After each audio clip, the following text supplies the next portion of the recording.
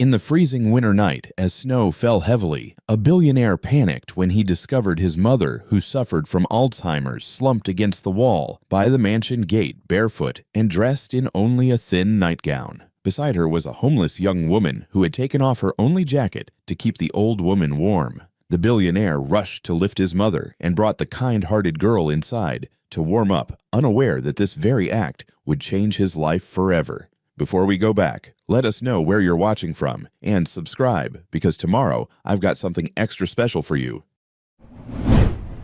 Alexander Monroe's hands gripped the steering wheel as his Mercedes turned onto Lakeside Drive. The Seattle skyline faded behind him, replaced by the towering pines of his gated community. He'd cut his San Francisco trip short, something his assistant called unprecedented, and his business partners called concerning. But the voicemail from his mother's caregiver had been clear. Margaret had another episode, worse than usual.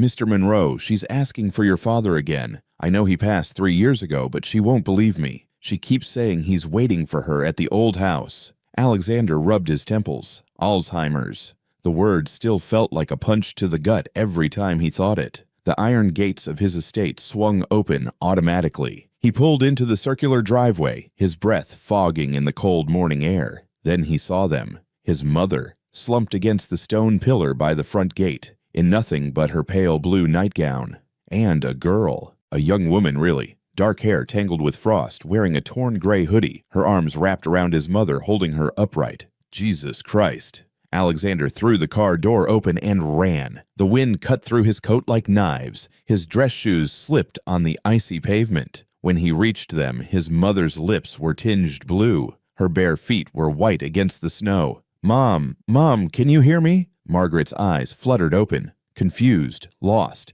"Alexander, is that you, sweetheart?" "Yes, Mom. Yes, it's me." "What are you doing out here?" His voice cracked. He was 42 years old, a billionaire who'd built a tech empire from nothing, and right now he felt like a terrified child. The girl holding his mother shifted. Her movements were slow, stiff.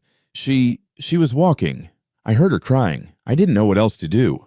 Alexander looked at her properly for the first time. 20, maybe younger. Hollow cheeks, chapped lips, eyes that had seen too much. "How long have you been out here?" he demanded. I don't know. A while. A while. Alexander pulled out his phone, fingers shaking as he dialed 911. "Do you have any idea how dangerous?" He stopped himself. The girl's jacket, if you could call it that, was soaked through. She was shivering so hard her teeth clattered, but his mother was warm. Or warmer, at least. The girl had taken off her only jacket and wrapped it around Margaret's shoulders. 911, what's your emergency?" "I need 2 ambulances. 4750 Lakeside Drive. My mother has Alzheimer's. She's been outside in the cold for I don't know how long, and there's a young woman with her. Both are showing signs of hypothermia." He knelt in the snow, pulling Margaret into his arms. She weighed nothing.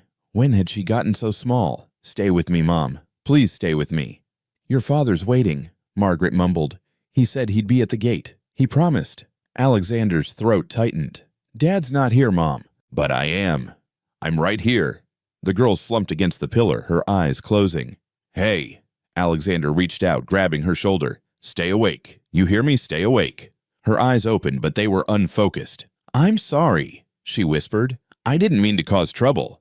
"You didn't." Alexander stopped. What was he supposed to say? That she'd saved his mother's life, that his state-of-the-art security system had failed, but this stranger hadn't. Sirens wailed in the distance.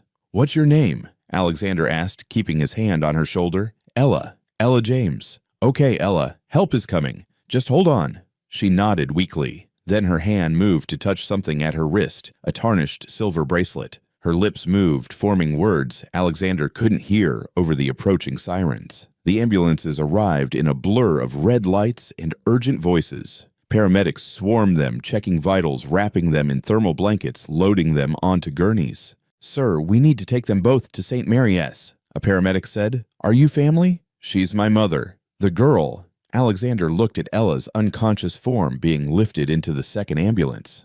"I don't know who she is, but yes, I'm responsible for both of them." He followed in his car, his mind racing. How had his mother gotten outside? Where was Linda, the caregiver? Why hadn't the alarm system worked? And who was Ella James? At the hospital, Alexander paced the waiting room while doctors worked on both women. His phone buzzed constantly, texts from his assistant, missed calls from investors, a reminder about tomorrow's board meeting. He ignored all of it. Mr. Monroe. A doctor in blue scrubs approached. Your mother is stable. We've warmed her up and her vitals are improving. She was lucky. Another 30 minutes out there. And the girl. Miss James is in rougher shape. More severe hypothermia. Malnutrition. She's also severely dehydrated. When's the last time she ate? Alexander realized he had no idea. I don't know. I don't know anything about her. The doctor nodded slowly. Well, she saved your mother's life. Used her own body heat to keep her warm. Without that, he didn't finish the sentence. He didn't have to. Alexander sank into a plastic chair, his head in his hands. His $30,000 security system had failed. His professional caregiver had failed. His own judgment leaving his mother to go to San Francisco had failed. But a homeless girl with nothing had succeeded. Part 2. The girl with the silver bracelet. 3 hours later, Alexander sat beside his mother's hospital bed. She was sleeping peacefully now, her color returning. Linda, the caregiver, had arrived full of apologies and explanations. The lock on Margaret's bedroom door had malfunctioned. She'd only stepped away for a moment to use the bathroom. She'd called him immediately. Alexander had told her to go home. He'd deal with all that later. Now he walked down the hallway to Ella's room. A nurse at the station looked up. Can I help you? I'm here to see Ella James, room 214. Are you family? I'm the one who called 911. She was helping my mother. The nurse's expression softened. She's awake, still weak, but the doctor says she'll make a full recovery. Tough kid. Alexander knocked softly on the door before entering. Ella was sitting up in bed, staring out the window at the gray Seattle morning. She looked small in the hospital gown, fragile, but when she turned to face him, her eyes were sharp. You're the man from this morning, she said. Alexander Monroe, and you're Ella James. Yeah. An awkward silence stretched between them. Alexander pulled up a chair. The doctors say you saved my mother's life. Ella's fingers went to her wrist. The silver bracelet was still there. I heard her crying. I couldn't leave her there. Where were you when you heard her? By the bus stop, down the street from your house. I was trying to stay warm. Alexander studied her face. No makeup, no jewelry except that bracelet. Her hair was clean now. The nurses must have helped her shower, but her clothes folded on the nearby chair were worn thin. You're homeless, he said. Not a question. Ella's jaw tightened. Does it matter? No. I'm trying to understand. You gave my mother your only jacket. She needed it more than me. You could have frozen to death.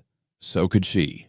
Ella's voice was steady, but her hands shook slightly. Look, I don't want any reward or anything. I just did what anyone would do. Alexander thought about the dozens of cars that had probably passed his mother on their way through the neighborhood, the neighbors who'd been too busy or too comfortable in their warm houses to notice. Not anyone, he said quietly. Another silence. Then Ella spoke again. Your mom kept talking about your dad. She said he promised to meet her. My father passed away 3 years ago. She has Alzheimer's. Sometimes she forgets. I figured. My mom. Ella stopped swallowing hard. My mom used to do that too. At the end, she's gone. 6 months ago.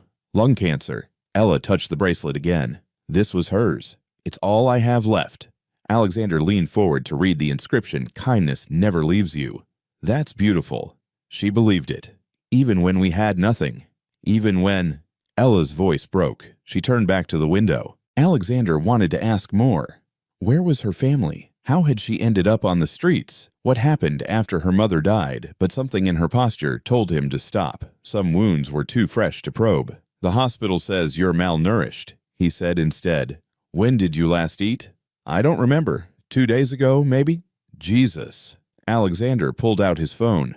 I'm ordering you food. What do you want? You don't have to. Ella, what do you want? She blinked at him. Then so quietly he almost missed it. Pancakes. I really want pancakes. Done. He found a nearby diner on his phone and placed an order. They'll deliver it here. Get you the works pancakes, eggs, bacon, orange juice. The doctor said you need to eat slowly, so pace yourself. Why are you doing this? Alexander looked at her, really looked at her. She was just a kid, maybe 20 years old. She should be in college somewhere worrying about exams and dates and what to do with her life. Instead, she was here alone with nothing but a dead mother's bracelet and the clothes on her back. "Because you saved my mother's life," he said. "And because—" He paused, searching for the right words. "Because someone should have been there for you 6 months ago. And they weren't." Ella's eyes glistened with tears she refused to let fall. "I don't need pity." "Good, because I'm not offering it. I'm offering breakfast. Big difference." The corner of her mouth twitched, almost a smile. The food arrived 20 minutes later. Alexander watched as Ella ate slowly, carefully, savoring every bite. She closed her eyes after the first taste of pancakes, and he saw her shoulders relax for the first time since he'd met her. "These are amazing," she said. "They're just pancakes."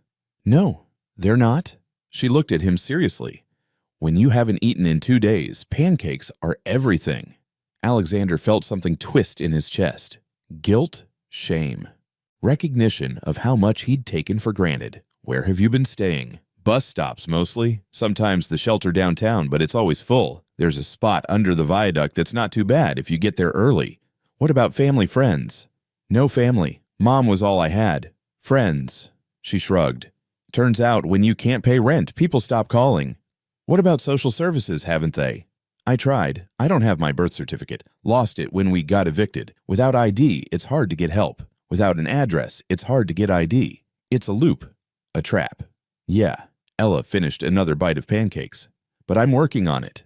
I do day labor sometimes. Save up enough I can get a room at the Y, take a shower, look presentable for job interviews. It's slow, but I'll figure it out." Alexander marveled at her. No self-pity, no anger, just determination. "How old are you?" 20. I turned 21 in March. "Did you graduate high school?" "Yeah.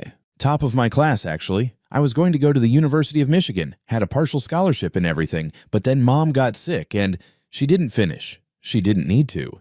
Alexander made a decision. "Where are you going when they discharge you?" Ella's expression shuddered. "I'll figure it out." "That's not an answer. It's the only one I've got." "What if I said you could stay at my house just temporarily, until you get back on your feet?" Ella stared at him like he'd grown a second head. "What?" "I have a guest house. It's empty. You'd have your own space, your own bathroom. You could stay there while you sort out your paperwork, look for work, whatever you need." I can't." Ella shook her head. "Why would you do that?"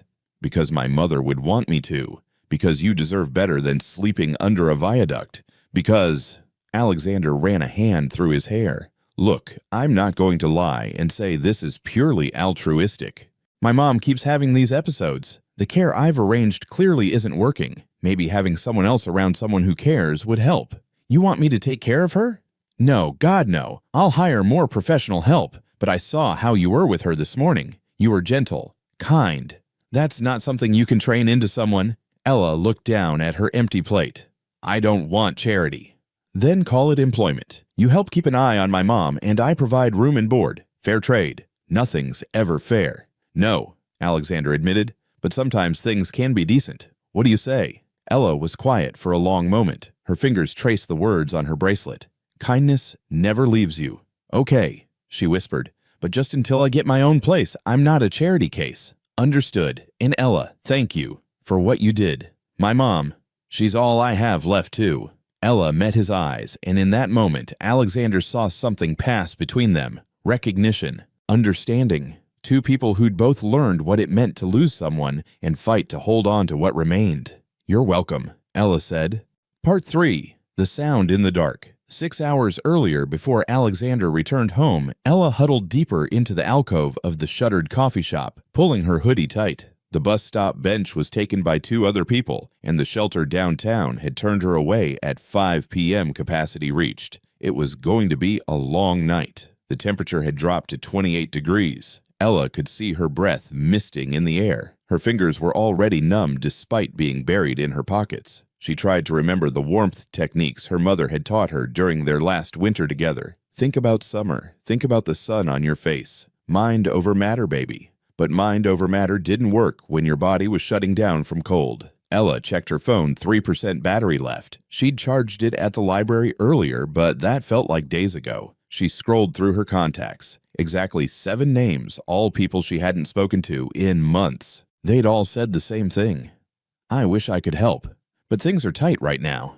Everyone's things were always tight. She turned off the phone to save battery. Then she pulled out the plastic bag that held everything she owned, 2 pairs of underwear, 1 extra shirt, a toothbrush, the blanket her mother had crocheted. The blanket was thin, but it had been with her through everything. Ella wrapped it around her shoulders and tried to sleep. She'd almost drifted off when she heard it, a sound, faint, like crying.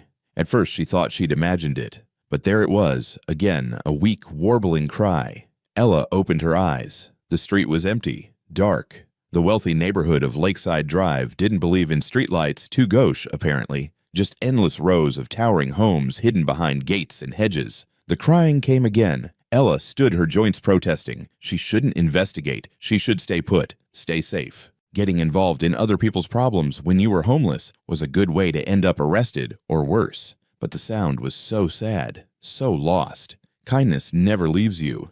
Damn it, Ella muttered. She followed the sound. It led her down the street past driveways with luxury cars and gates with intercoms. The houses here probably cost more than Ella would make in 10 lifetimes. She'd always known wealth existed, but seeing it like this when she had nothing made her stomach twist. The crying grew louder. Ella turned a corner and saw her, an old woman in a nightgown standing by an iron gate. Her white hair was wild around her face. She was barefoot in the snow, clutching a picture frame to her chest. "Oh my God!" Ella ran forward. Ma'am, are you okay?" The woman looked up, her eyes unfocused. "Have you seen him? My husband, he said he'd meet me here. Let's get you inside. You must be freezing." No, I have to wait. Alexander is coming. He promised." Ella looked at the gate. It was partially open, like someone had wandered out and forgotten to close it. Through the gap, she could see a massive house. Lights off. No one home.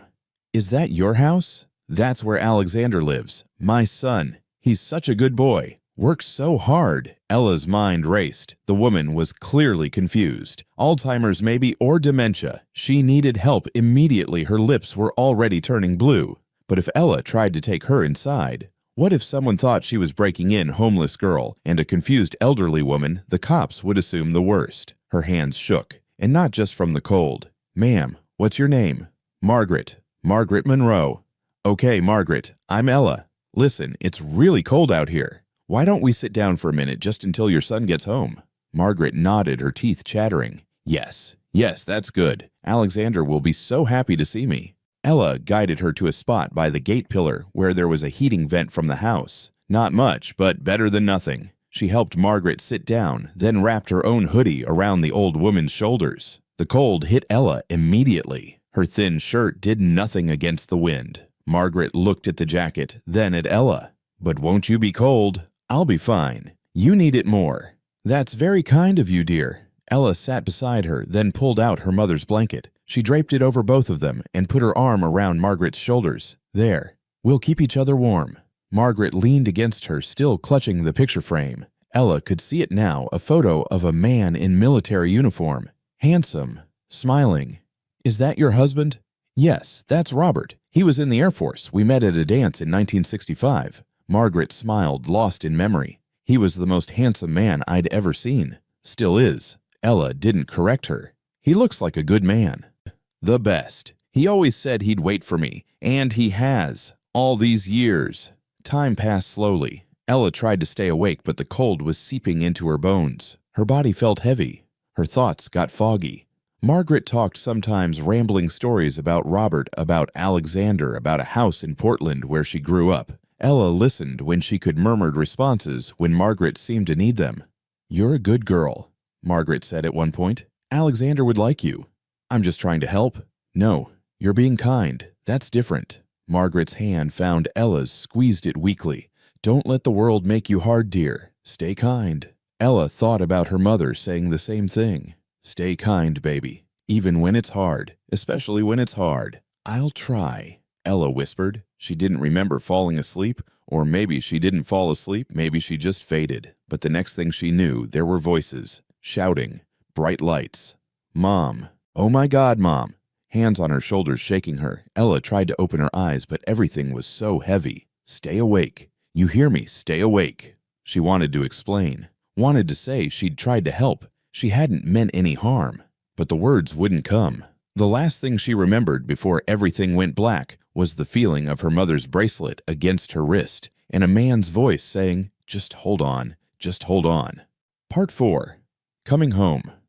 2 days later, Ella stood in front of the Monroe estate with a paper bag containing her belongings and a discharge form from the hospital. Alexander had sent a car for her, an actual car service, not a taxi, and the driver had been polite and professional, as if picking up homeless people was a regular part of his day. The gates swung open automatically as they approached. Ella's stomach knotted. The main house was even more impressive in daylight. 3 stories of modern architecture, all glass and sharp angles. The driveway alone was bigger than the apartment she'd shared with her mother. "This way, miss," the driver said, leading her not to the main house, but to a smaller building behind it. "Mr. Monroe said you'd be staying in the guest house." The guest house was nicer than anywhere Ella had ever lived. 1 large room with a king-sized bed, a kitchenette, a bathroom with a walk-in shower. Everything was pristine. White walls, hardwood floors, furniture that looked like it came from a magazine. "Mr. Monroe will be over shortly," the driver said. "Is there anything you need?" "No, thank you." When he left, Ella stood in the middle of the room and tried not to panic. This was temporary, just until she got her paperwork sorted out and found a job. A few weeks, maybe a month. Then she'd be gone. She set her paper bag on the bed. Her belongings looked pathetic against the expensive duvet. 2 shirts, 3 pairs of underwear, a toothbrush, the crocheted blanket, her mother's bracelet. That was it. 20 years of life reduced to items that fit in a grocery bag. A knock at the door made her jump. "It's open," she called. Alexander entered, carrying several shopping bags. He looked different than he had at the hospital, more relaxed in jeans and a sweater instead of the expensive suit. But his eyes were still tired, like he hadn't slept much. "Hey," he said. "How are you feeling?" "Better, thanks." "Good. I picked up some things. Basics you might need." He set the bags on the counter. "Toiletries, some clothes I guessed on sizes, so if they don't fit, we can exchange them. Coffee, tea, snacks. There's more food in the main house, but I figured you'd want your own supplies." Ella stared at the bags. "You didn't have to do that." "I know, but I wanted to." Alexander rubbed the back of his neck. "Look, I know this is weird, and I know you're probably feeling out of place, but I meant what I said at the hospital. You're not a charity case. You're here because I need help with my mom, and you were kind enough to say yes." "How is she?" "Better. She's asking about you, actually. Keeps saying she met the nicest girl and wants to thank her properly." Something warm flickered in Ella's chest. She was really sweet, even when she was confused. "That's Mom. She's always been like that, sees the best in people, even when she probably shouldn't." Alexander smiled sadly. "The Alzheimer's is getting worse. The doctors say we're looking at rapid progression, but she has good days still. Today's a good day. I'd like to see her, if that's okay." "She'd love that. But first let me show you around, give you the lay of the land." They walked through the grounds, past the swimming pool, covered for winter, the tennis court, the garden that would be beautiful in spring. Alexander pointed out where everything was: the main kitchen, the living room, his home office. "My daughter Lily is at school right now," he said. "She'll be home around 3. She's 10 and she's intense. Fair warning." "What happened to her mom?" Ella asked, then immediately regretted it. "Sorry, that's none of my business." "No, it's fine. Divorce. 3 years ago. Christine lives in New York now. Sees Lily during summer and holidays." His jaw tightened. "She didn't want to be tied down to Seattle or to us." "I'm sorry." "Don't be. We're better off." And Lily's adjusted. She's a strong kid. They reached the main house. Inside it was all open spaces and natural light. Expensive, but not showy. Everything had a purpose, a place. Margaret was in the living room doing a puzzle. She looked up when they entered, and her face broke into a huge smile. "There's my angel." Ella felt her cheeks heat. "Hi, Mrs. Monroe." "Call me Margaret, please, or Maggie. Mrs. Monroe makes me feel ancient." She stood up steadier than she'd been 2 nights ago and pulled Ella into a hug. "Thank you. Thank you for staying with me. Alexander told me what you did. I couldn't leave you out there. Most people would have." Margaret pulled back, holding Ella's shoulders. "You have a good heart. I can see it." Ella didn't know what to say to that. She wasn't used to people saying nice things about her anymore. "Mom, I was thinking Ella could join us for lunch," Alexander said. "If she's up for it." "Of course, wonderful idea. I'll make my famous grilled cheese." "Mom, let me." "I'm perfectly capable of making sandwiches, Alexander. Stop fussing. In the kitchen, Margaret moved with surprising competence, pulling out bread and cheese and butter. Ella watched fascinated. This was the same woman who'd been so lost and confused just 2 days ago. "The medication helps," Alexander said quietly, noticing her expression. "On her good days, she's almost like her old self. But the bad days—" He trailed off. Lunch was surprisingly normal. Margaret asked Ella questions about her favorite foods, her hobbies, what she liked to read. She didn't ask about being homeless or where Ella had come from, and Ella was grateful for that. "You know, you remind me of myself at your age," Margaret said. "Determined, practical. I grew up poor, not as poor as some, but we didn't have much. My father worked in a factory, my mother cleaned houses. I was the first person in my family to go to college." "Really? Really?" "Got a scholarship to Portland State. That's where I met Robert Alexander's father. He was studying engineering. We were both working 3 jobs just to pay rent and eat." Margaret smiled at the memory. "People think wealth is everything, but I was happier in that tiny apartment with Robert than I've been in some mansions." Alexander looked at his mother fondly. "You never told me that story. You never asked dear." After lunch, Alexander showed Ella to a spare bedroom that had been converted into an office. "You mentioned you lost your birth certificate and ID. We can work on getting those replaced. I have a lawyer who can help. He deals with this kind of thing all the time." "I can't afford a lawyer. Consider it part of your compensation. You're helping me with Mom. I'm helping you get your documents sorted. Fair trade, remember."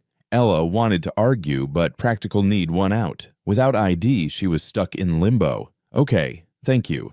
One more thing." Alexander pulled a phone out of his pocket. "It's a spare.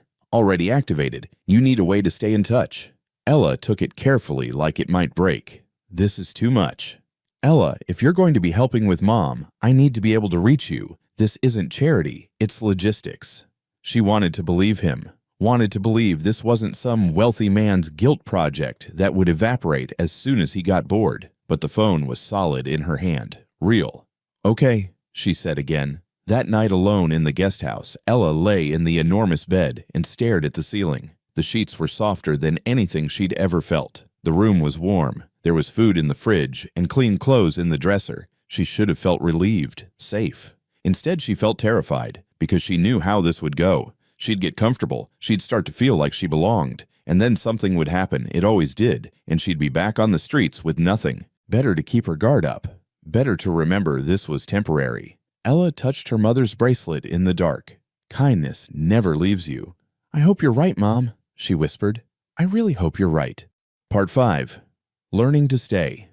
The first week was the hardest. Ella couldn't shake the feeling that she was an imposter. She moved through the Monroe house like a ghost, trying to take up as little space as possible. When Alexander offered her food, she took the smallest portions. When Margaret wanted to chat, Ella kept her answers brief, afraid of overstaying her welcome.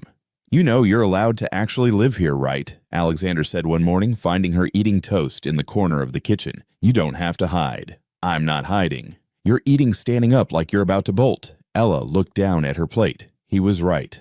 "Sorry. Old habit." "Don't apologize. Just relax. You're allowed to be comfortable." But comfort felt dangerous. Comfort meant letting her guard down. Everything changed when she met Lily. Alexander's daughter burst into the house after school one day, all wild blonde hair and boundless energy. She dumped her backpack on the floor and headed straight for the kitchen, then stopped short when she saw Ella sitting at the counter. "Who are you?" "This is Ella," Alexander said. "She's staying with us for a while." "Ella, this is my daughter Lily." Lily narrowed her eyes. "Why?" "Because Grandma had an incident and Ella helped her, so I invited her to stay." "Are you like a nurse or something?" "No," Ella said. "Just a friend." Lily grabbed an apple from the bowl and studied Ella like she was a puzzle to solve. "You don't look like Dad's other friends. They all wear suits and talk about boring stuff." "Lily," Alexander warned. "What? It's true. They're super boring." Lily took a bite of her apple. "Do you like video games?" Ella blinked. I used to." "Cool. I'm playing Mario Kart later. You should play with me. Dad's terrible at it." "I am not terrible," Alexander protested. "You can't even get past Rainbow Road, Dad. That's literally the most famous level. Rainbow Road is impossible." "It's not impossible. You just need better reflexes." Lily grinned at Ella. "So you in." Something about the girl's directness, the complete lack of pity or awkwardness, made Ella's defenses crack just a little. "Sure, I'm probably rusty though. That's okay. I'll go easy on you." She did not go easy on her. 2 hours later, Ella was laughing so hard her sides hurt as Lily destroyed her for the 5th race in a row. Margaret had joined them cheering from the couch, and even Alexander had stopped working to watch. "How are you this good?" Ella demanded. "Practice and natural talent." Lily's character crossed the finish line in first place. Again. "You're getting better, though. That turn on Maple Treeway was almost decent." "High praise," Alexander said dryly. "I'm a generous teacher." Lily tossed the controller aside. "Okay, I'm bored of winning. Want to see my room? I have a lizard." "You have a lizard?" "Yeah, his name is Sir Hopsalot. He's a bearded dragon. Come on." Ella found herself being dragged upstairs by a 10-year-old. Lily's room was exactly what you'd expect: posters of pop stars, a collection of soccer trophies, and, yes, a terrarium housing a very calm-looking bearded dragon. "He's cool," Ella said, watching Sir Hopsalot blink slowly. "Right, Dad didn't want me to get him, but I did a whole presentation about responsibility and stuff. Wore him down." "Smart." "I know." Lily flopped onto her bed. "So what's your deal? Dad said you were homeless." "That sucks." Ella appreciated the bluntness. No dancing around it, no pity. "Yeah, it does." "What happened?" "My mom died. I couldn't afford rent. Things kind of spiraled from there." "That's really sad." Lily was quiet for a moment. "My mom left us. Not the same as dying, I guess, but it still sucks." "I'm sorry." "It's okay. She wasn't very nice anyway. Always on her phone, always mad about stuff. Dad's way better." Lily picked at her bedspread. "Grandma says sometimes people leave because they don't know how to stay." "I don't really get it, but whatever." Ella thought about all the people who'd left her life over the past year. Friends who'd stopped calling, landlords who'd evicted her, social workers who couldn't find space in the system. "Yeah," she said quietly. "Some people don't know how to stay." "But you stayed," Lily said, "with Grandma, when you could have just walked away." "I couldn't leave her there." "Exactly." Lily nodded like Ella had confirmed something important. "That's how you know someone's good. They stay, even when it's hard. Dad says that's the most important thing." Ella felt her throat tighten. "Your dad's pretty smart." "He's okay." Lily grinned. "For an old guy." When Ella went back downstairs, she found Alexander in the kitchen making dinner. The house smelled like garlic and herbs. "I hope Lily didn't interrogate you too much," he said. "She's great." "Really? She likes you." "That's rare. She's usually more skeptical of new people." "She's been through a lot." "We all have." Alexander stirred something on the stove. "You're staying for dinner, right? I made enough pasta to feed an army." Ella hesitated. Every instinct told her to retreat to the guest house, maintain boundaries. But Lily had called her good. Margaret had hugged her earlier and said she was glad Ella was here, and Alexander was looking at her with an expression that wasn't pity, it was just hope, like he wanted her to say yes. "Okay," Ella said. "Yeah, I'll stay." Over dinner, which was delicious, Margaret told stories about Alexander's childhood, how he'd been obsessed with taking apart electronics to see how they worked, how he'd nearly electrocuted himself trying to improve the family TV. "I was 8, Alexander protested, and I was curious." "You were a menace," Margaret said fondly. Lily laughed. "That's where I get it from." "God help us," Alexander muttered, but he was smiling. Ella watched them, this little broken family that had found a way to be whole again. Something ached in her chest. This wasn't hers. It couldn't be hers. But for tonight, she let herself pretend. After dinner, she helped with the dishes, despite Alexander's protests. Then she walked back to the guest house through the cold evening air. She'd been there a week, 7 days, and already it felt less alien, less temporary. That scared her more than anything. Part 6. Breaking and Building. 3 weeks in, the nightmares started. Ella would wake up gasping, convinced she was back under the viaduct, or in the hospital room where her mother had died, or wandering through snow looking for someplace warm, someplace safe, and never finding it. She learned to muffle her crying in the pillow so no one would hear. But Margaret heard. One night, there was a soft knock on the guest house door. Ella opened it to find Margaret in her bathrobe holding 2 cups of tea. "Couldn't sleep either," Margaret said simply. "Mind if I come in?" Ella stepped aside. They sat on the small couch sipping tea in comfortable silence. The nighttime Margaret was different, softer, more present. Like the confusion that plagued her during the day receded after dark. "You have nightmares," Margaret said finally. "I hear you sometimes." "I'm sorry. I try to be quiet." "Don't apologize. I have them too. Different reasons, I suppose, but the fear feels the same." Margaret set down her cup. "Want to talk about it?" Ella surprised herself by saying yes. She told Margaret about her mother's last days, the hospital smell, the sound of machines, the moment the doctor said there was nothing more they could do. She told her about the eviction notice that came 1 week after the funeral, about selling everything, furniture, clothes, her mother's jewelry, except the bracelet, and still not having enough. "I tried so hard," Ella whispered. "I worked 3 jobs. I asked everyone I knew for help, but it wasn't enough. It's never enough." "Oh, sweetheart." Margaret pulled her into a hug. "You did everything right. The system failed you. That's not your fault." "Then why does it feel like my fault?" "Because you're human. We always blame ourselves when things go wrong. But listen to me." Margaret pulled back, holding Ella's face in her hands. "Strength isn't about never falling down. It's about getting back up. And you got back up." "You're still getting back up." "I don't feel strong." "The strongest people never do." Margaret smiled. "You know what I see when I look at you. I see my younger self. Scared, angry at the world, but still trying, still fighting." "How did you stop being angry?" "I didn't. I just learned to channel it into something better. Built a life, raised a good son, made a difference where I could."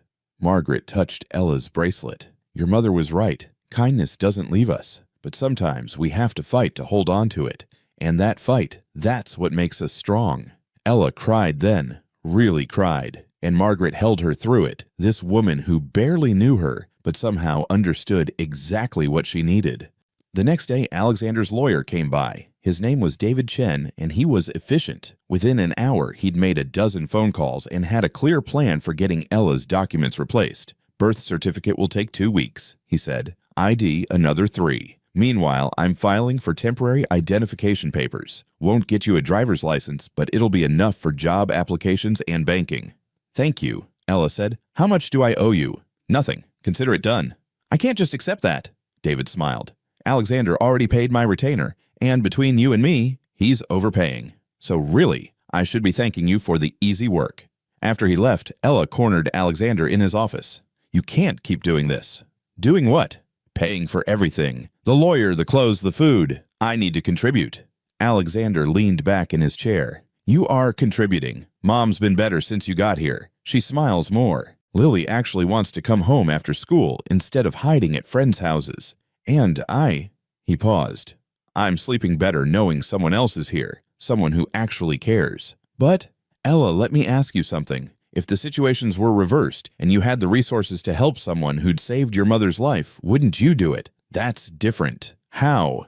She couldn't answer that. "Look," Alexander said, "I know you're independent. I know you don't want handouts. But this isn't a handout. This is reciprocity. You gave me something invaluable. Let me give you something back. I don't know how to accept this." "Then learn, because you're worth it." Those words hit harder than Ella expected. Worth it. When was the last time someone had said that to her? "Okay," she whispered, "but I want a real job. Something I can actually do to earn this." "Done. Mom needs someone to help organize her medications, take her to appointments, keep her company. Think you can handle that?" "Yes." "Great. You're officially hired. We'll call it a companion position. Salary, health insurance, the works." Ella's head spun. "Health insurance? Can't have you getting sick on us. Besides, you should see a doctor. Get a checkup. When's the last time you had one?" "I don't remember."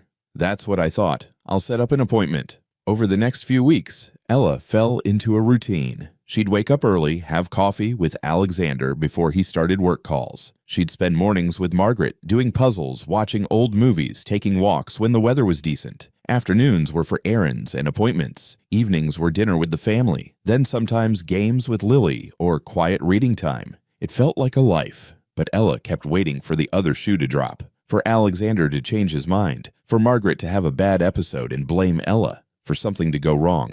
It didn't. Instead, small good things kept happening. Her documents came through. She opened a bank account. The doctor declared her healthy, but prescribed vitamins to address malnutrition.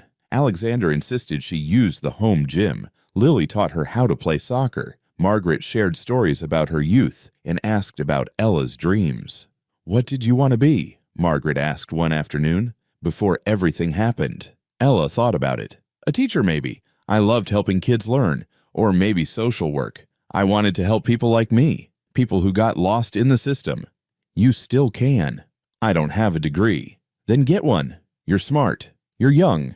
The world doesn't end at 20. "I can't afford." "Ella." Margaret took her hand. "Stop telling yourself what you can't do. Start figuring out what you can." That night, Ella researched GED programs online. She'd graduated high school, but her transcripts were lost in the chaos of eviction. A GED would give her a fresh start, a pathway to college if she wanted it. She mentioned it to Alexander the next day. "Do it," he said immediately. "I'll pay for the prep course and the test." Alexander? Nope, not arguing. "This is an investment in our partnership. The better educated you are, the better care Mom gets. Win-win." Ella wanted to protest, but she was learning to accept help. "Okay. Thank you." "You keep saying that. You don't have to." "I know, but I want to." The GED prep course was harder than Ella expected. She'd been a good student once, but 2 years of survival had dulled her focus. She struggled with the math, second-guessed herself on reading comprehension, stayed up late in the guest house studying until her eyes burned. One night, she fell asleep at the desk. Alexander found her there in the morning. "Ella, hey." He gently shook her shoulder.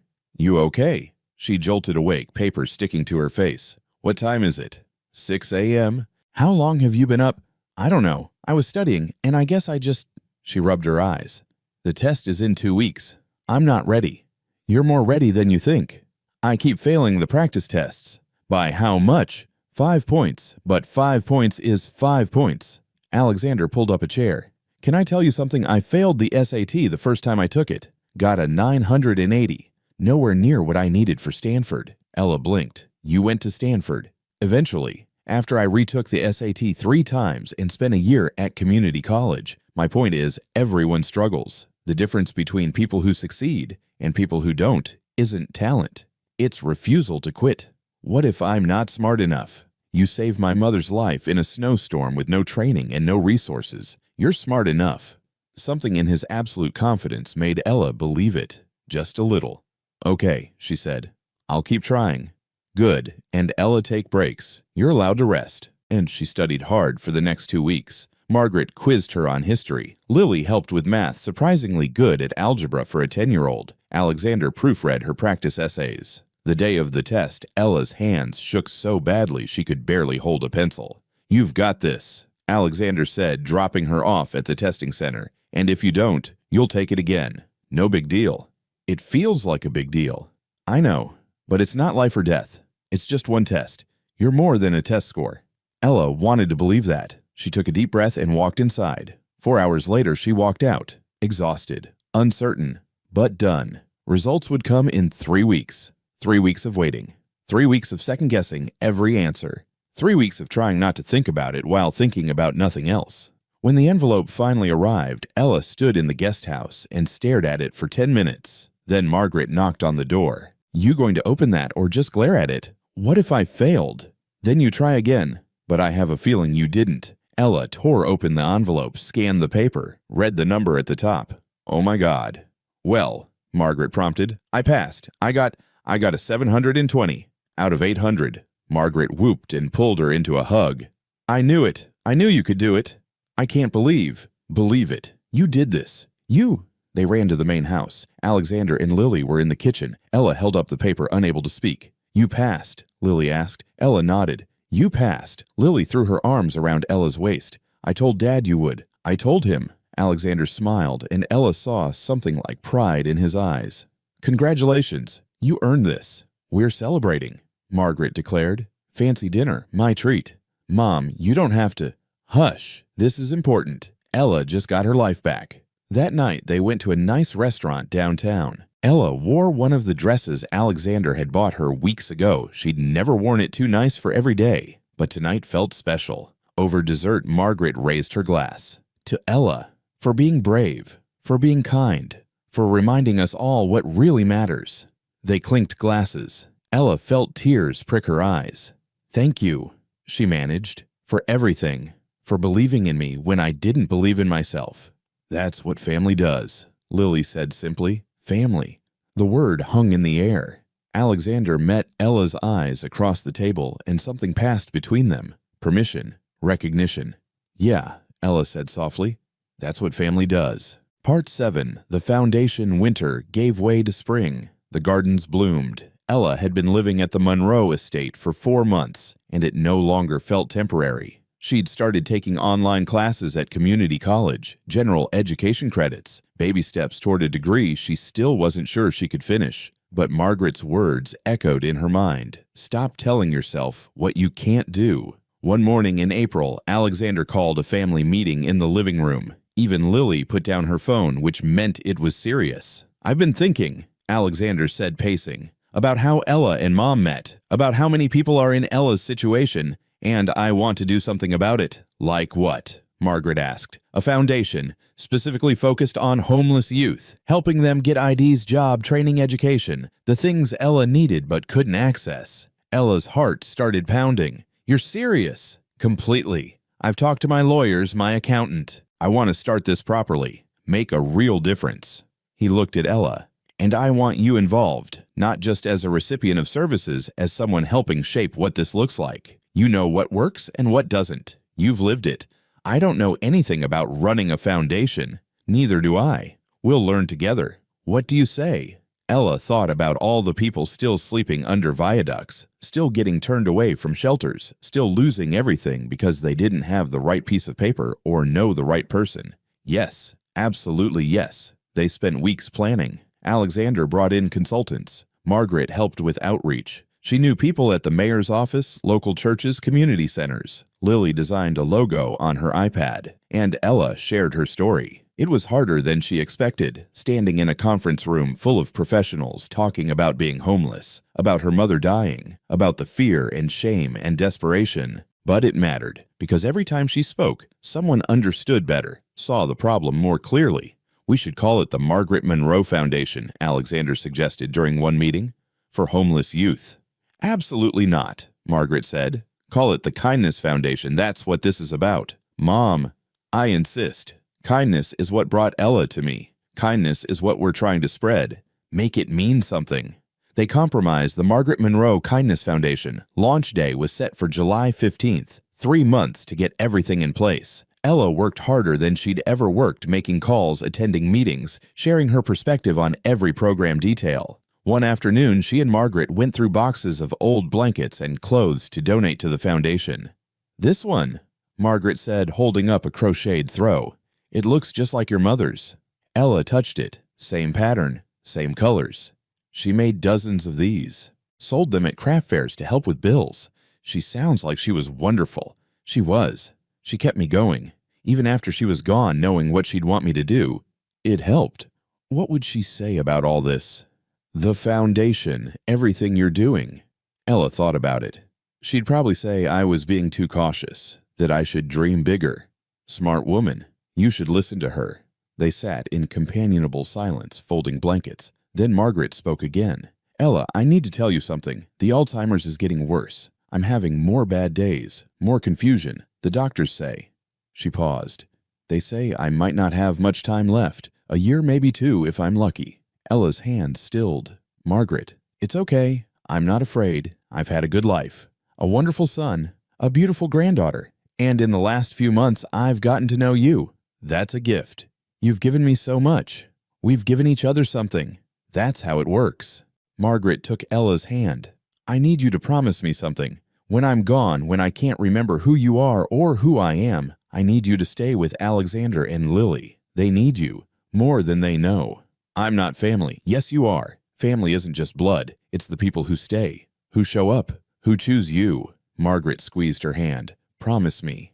Ella's vision blurred. I promise. Launch day arrived hot and bright. They held the event at the foundation's new building, a renovated warehouse downtown. 200 people came, donors, city officials, other nonprofits, reporters, and youth. Dozens of homeless youth who'd heard about the foundation and came to see if it was real. Ella stood backstage, her stomach in knots. She was supposed to give a speech, share her story publicly. The thought made her want to vomit. You've got this, Alexander said, straightening her collar. Just speak from your heart. My heart's in my throat right now. Even better. Extra passion. He smiled. Seriously, Ella, you've practiced this 100 times. You know what you want to say. What if they judge me? Then they're not worth worrying about. The kids out there, they need to hear your story. They need to know someone made it out, that there's hope. Lily ran up and hugged Ella's waist. You're going to be amazing. And if anyone's mean, I'll fight them. Please don't fight anyone, Alexander said. I'll fight them with words. Devastating words. Despite her nerves, Ella laughed. Thanks, Lil. Margaret appeared stunning in a blue dress. She was having a good day, clear-eyed and present. Ready. As I'll ever be.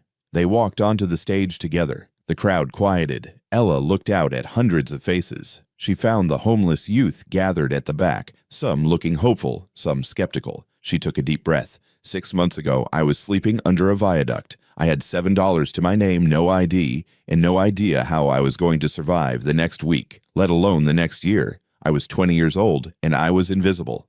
The room was silent. People walked past me every day, hundreds of people, and they didn't see me. Or they saw me and looked away, because I made them uncomfortable, because I represented something they didn't want to think about, that any of us can fall, that the safety net has holes, that sometimes bad things happen to good people, and kindness is the only thing that can save us. She told them about her mother, about losing everything, about Margaret in the snow. I could have kept walking that night. It would have been easier, safer, but I didn't, because my mother taught me that kindness never leaves you. Even when you have nothing, you still have that. And that's what this foundation is about. Ella gestured to the building around them. This place isn't charity. It's not a handout. It's a hand up, a second chance, a reminder that you matter, that you're not invisible, that someone sees you and believes you deserve better. She looked at Alexander and Margaret and Lily. I got lucky. I met people who saw me, who helped me, who gave me a chance. And now I want to pay that forward to every kid out there who's scared and alone and wondering if tomorrow will ever come. To everyone who's been told they don't matter. Her voice strengthened. You matter. You're seen.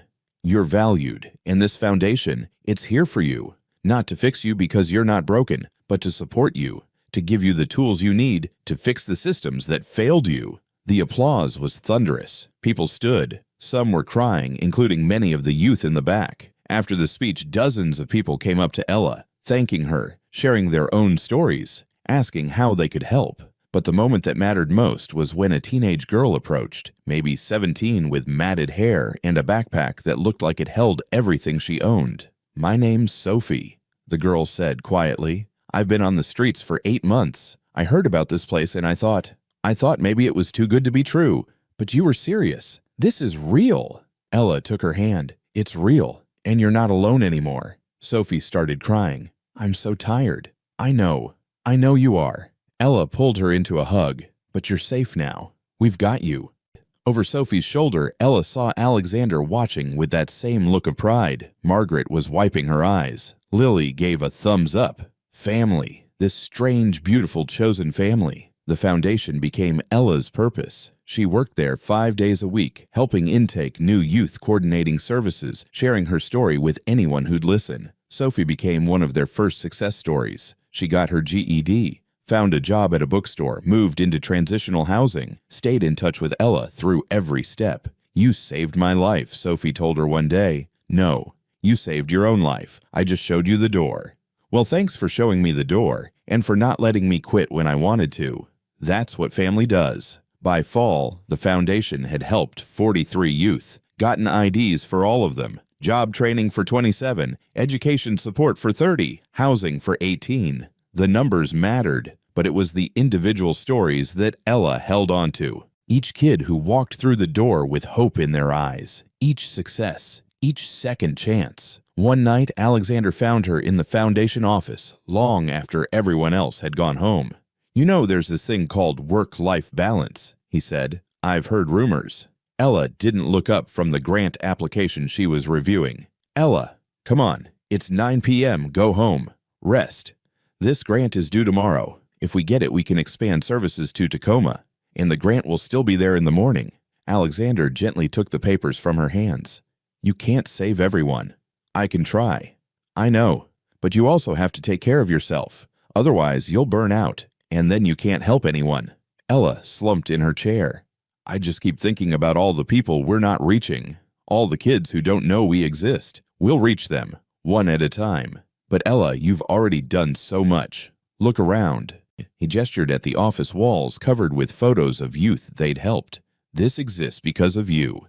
It exists because of you. You funded it. Money's easy. Vision is hard.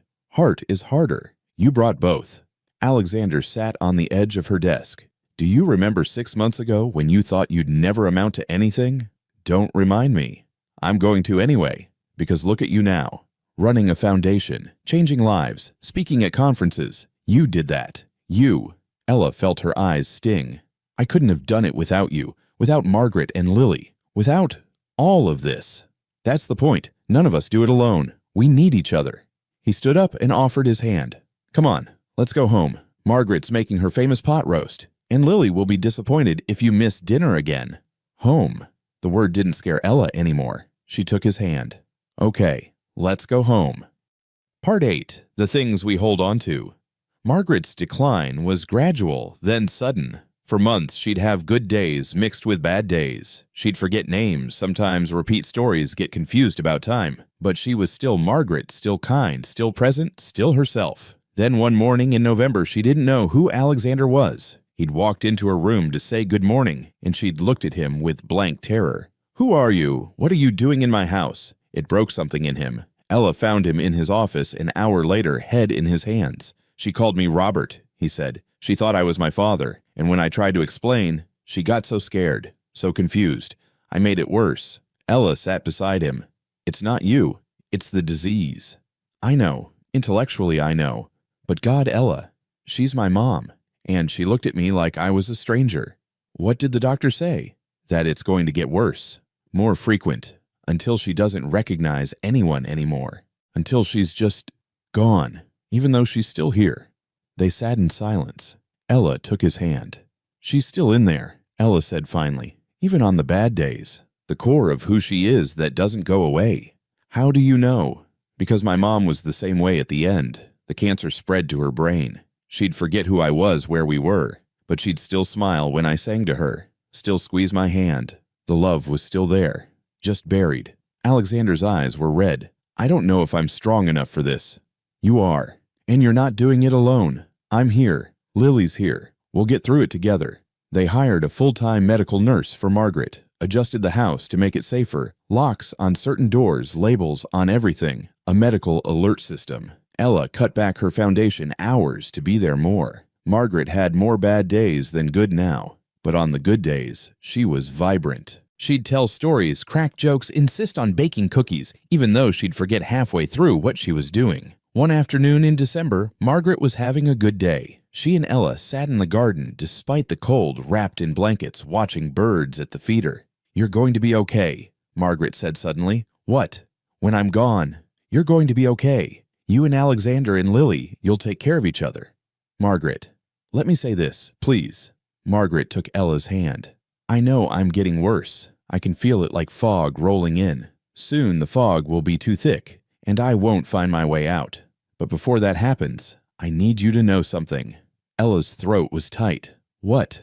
You're not a guest here. You're not an employee. You're not someone we're helping out of obligation. Margaret's eyes were clear-focused. You're my daughter. Not by blood, but by choice. And that's stronger than blood anyway. You don't have to say that. I'm not saying it because I have to. I'm saying it because it's true. The day you stayed with me in the snow, you could have walked away. You could have saved yourself. But you stayed. You chose to stay. That's what family is, choosing to stay, even when it's hard. Ella couldn't hold back tears anymore. I love you. You know that, right? I know. And I love you. So much. You brought light back into this house, gave Alexander hope, gave Lily someone to look up to, gave me. Margaret smiled. You gave me joy in my last days. That's a gift I can never repay. You don't need to repay it. I know, but I want you to know it matters. You matter. Promise me you'll remember that, even after I forget. I promise. They sat together until the sun set, neither speaking, just holding hands. Christmas was quiet that year. Margaret had more bad days than good. She thought Lily was Alexander as a child, called Ella by names of people from her past, got agitated when she couldn't find Robert, But on Christmas morning, she woke up clear-eyed. "Merry Christmas," she said when Ella brought her breakfast. "You're here," Ella said, relief flooding through her. "I'm here. For now." Margaret smiled sadly. "I can feel it, you know. The fog. It's getting closer. But today I'm still me. So let's make it count." They opened presents in the living room. Lily got the soccer cleats she'd been begging for. Alexander got a new watch. Margaret got a photo album Ella had made pictures from the past year, moments captured, and Ella got a box from Margaret. Inside was a necklace, a simple silver chain with a pendant that matched Ella's bracelet. The same inscription, "Kindness never leaves you." "So you'll always have it," Margaret said, "even when I can't remind you anymore." Ella put it on with shaking hands. "Thank you. For everything. For seeing me when I was invisible. For treating me like I belonged. You do belong. Never doubt that."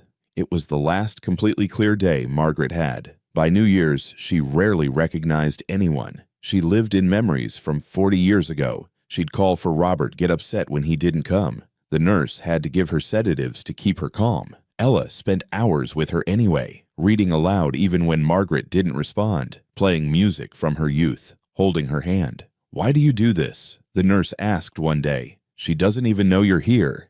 Maybe not consciously, but somewhere in there she knows she's not alone. That matters. Alexander found Ella there one evening, Margaret asleep in her chair. "You don't have to do this every day," he said gently. "Yes, I do."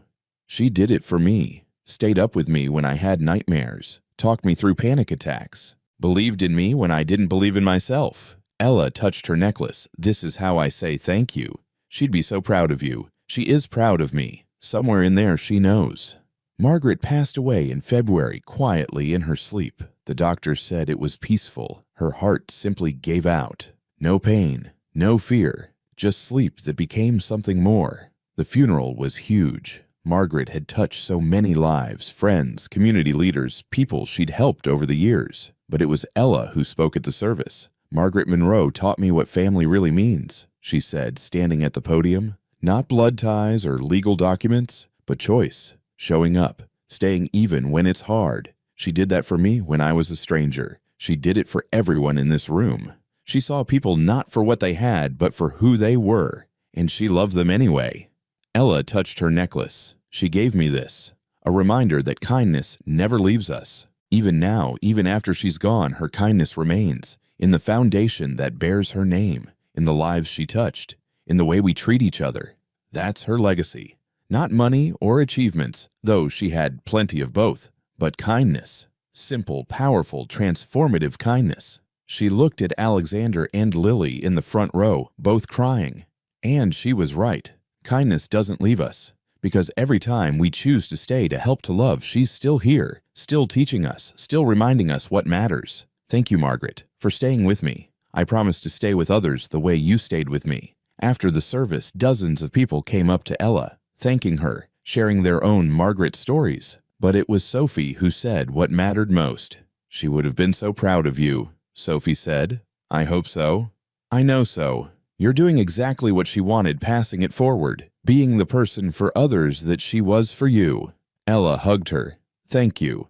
That night the house felt empty. Even though nothing had physically changed, Margaret's absence was enormous. Lily climbed into Ella's lap on the couch, something she hadn't done in months. "Is Grandma in heaven?" "I think so," Ella said. "Is she with Grandpa Robert now?" "Yeah, I bet she is." "Good. She missed him a lot." Lily was quiet. "Then I miss her." "Me too, sweetie. Me too." Alexander sat beside them. "We're going to be okay," he said, but he sounded like he was trying to convince himself. Ella put her free arm around him. "We are, because we have each other." That's what she wanted. I keep expecting her to walk in, to tell me I'm working too hard, or that Lily needs to clean her room. She's still here, just in a different way. "You really believe that?" Ella touched her necklace. "I have to." They sat together in the quiet house, this strange little family that loss and kindness had created, broken but healing, grieving but together. And somewhere Ella thought Margaret was smiling. Part 9, passing it forward.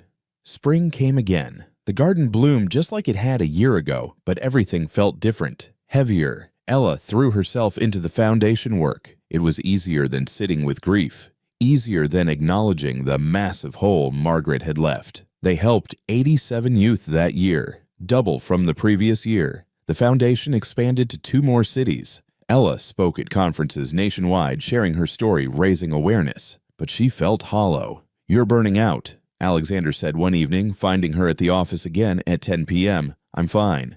"You're not fine. You work 16-hour days. You never take time off. You're avoiding something." "I'm working. There's a difference." "Ella," Alexander sat down across from her. "I know you miss her. We all do. But running yourself into the ground isn't going to bring her back." "I know that." "Do you? Because it seems like you're trying to fill the hole by helping everyone else. And that's not sustainable." Ella slammed her hands on the desk. "What am I supposed to do? Sit around and cry? Feel sorry for myself? There are kids out there who need help. Real help. Not theoretical someday help. Now. And you're helping them. But you can't save everyone, Ella. You're one person. Then I'll work harder. You'll collapse. And then you can't help anyone." Alexander's voice gentled. "Margaret wouldn't want this. You know she wouldn't."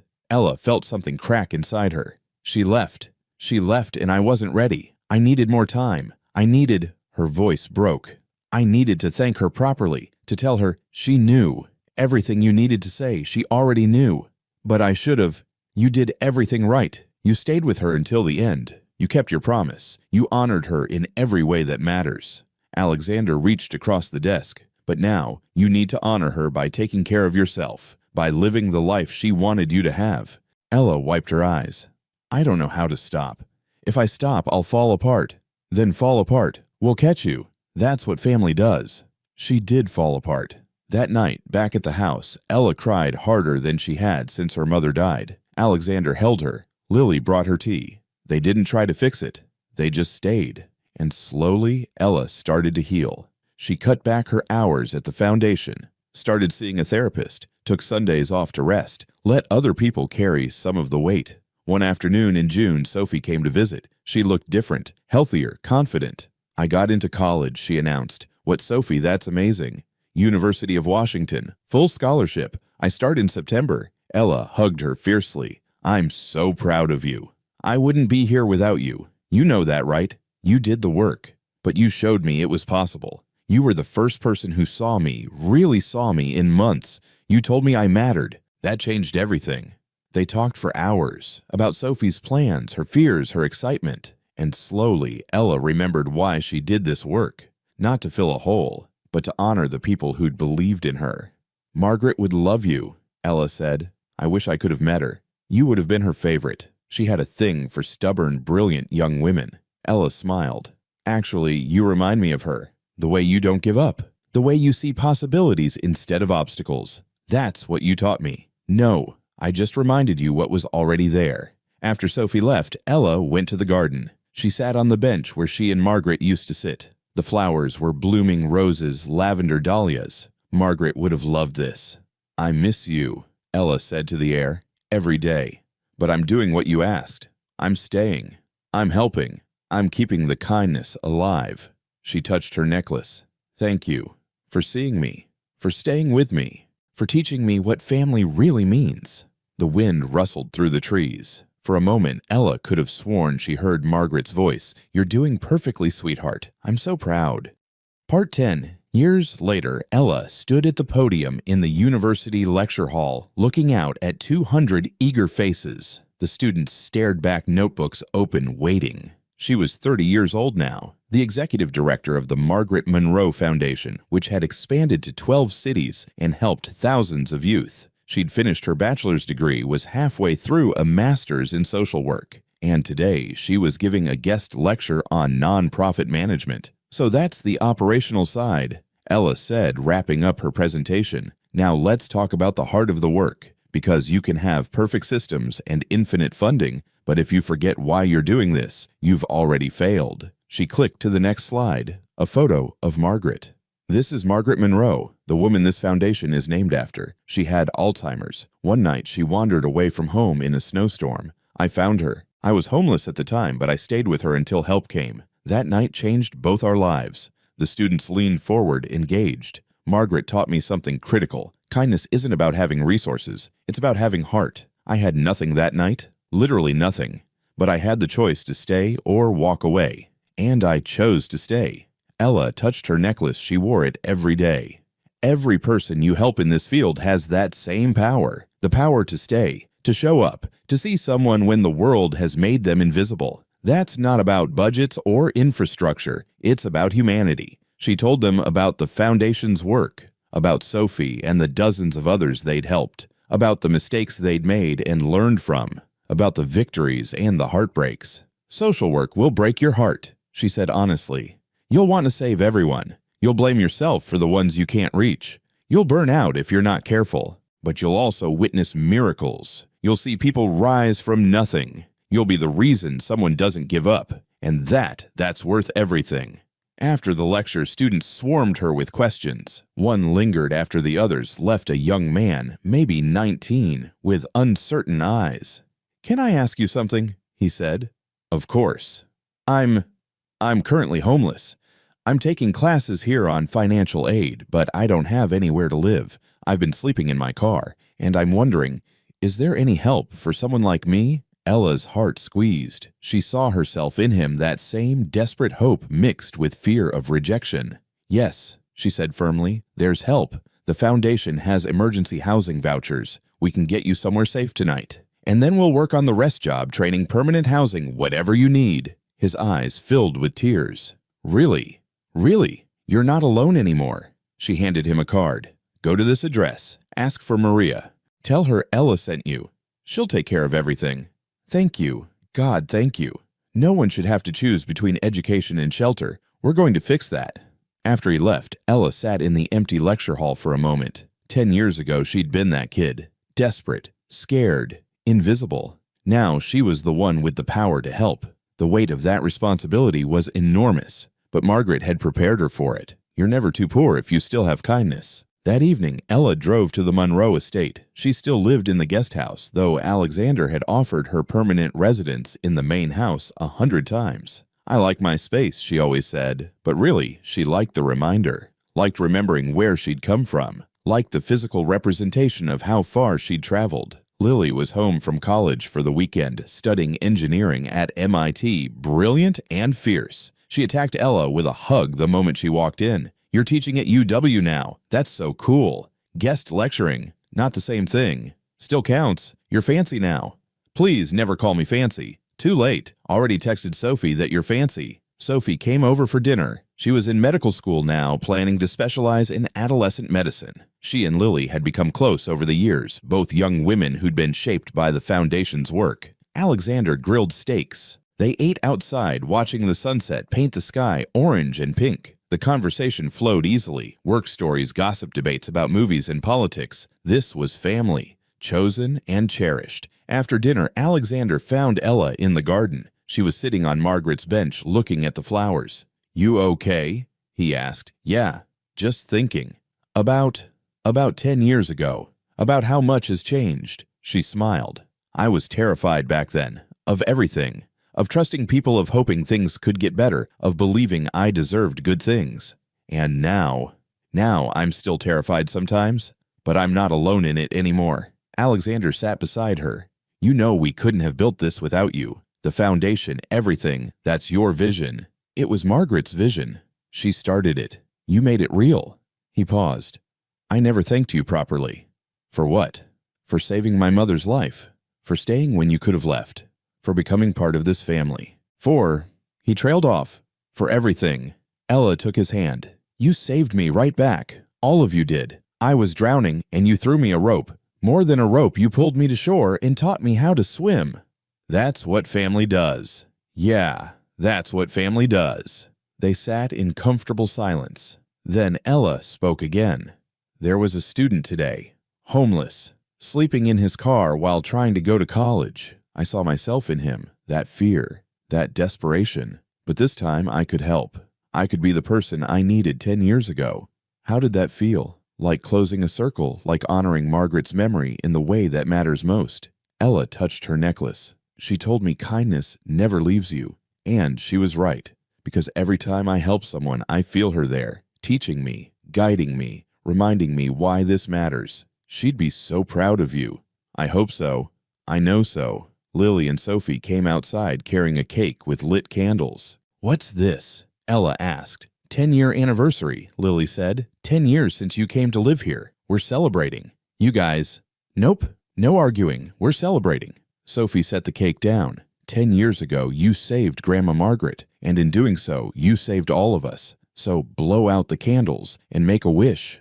Ella looked at the three faces surrounding her, her family, her home, her purpose. She closed her eyes and made a wish, not for herself, but for all the kids still out there in the cold, for all the people who needed someone to stay, for all the stories waiting to be transformed by kindness. She blew out the candles. Later, back in the guest house, Ella stood by the window and looked at the main house. Lights glowing warm against the darkness. Silhouettes of people she loved moving inside. 10 years ago, she'd been invisible, forgotten, written off. Now she was home. Her phone buzzed. A text from the student she'd helped that day. I'm at the shelter. They have a bed for me. Thank you.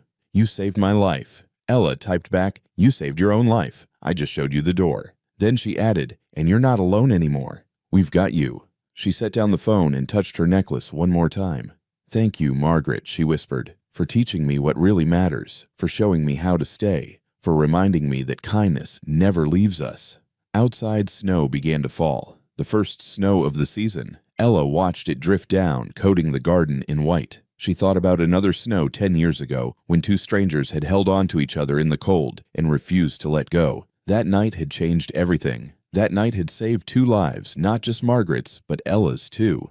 And now, every day, Ella tried to pass that forward, to be the person who stayed, who showed up, who saw people when the world made them invisible, because Margaret had been right about everything. Kindness never leaves you. It just keeps growing, spreading, transforming lives in ways you can never fully measure. And that was everything. Ella turned off the light and climbed into bed surrounded by safety and warmth and hope. Tomorrow, she'd help more people. She'd share more stories. She'd honor Margaret's memory by living the life they'd built together. But tonight, she simply whispered into the darkness, I'm home, and I'm staying. Outside, the snow continued to fall, blanketing the world in white. And in that moment, everything was exactly as it should be. The circle was complete. The kindness lived on. And Ella James, once invisible, once forgotten, once lost, had finally found her way home. Join us to share meaningful stories by hitting the like and subscribe buttons. Don't forget to turn on the notification bell to start your day with profound lessons and heartfelt empathy.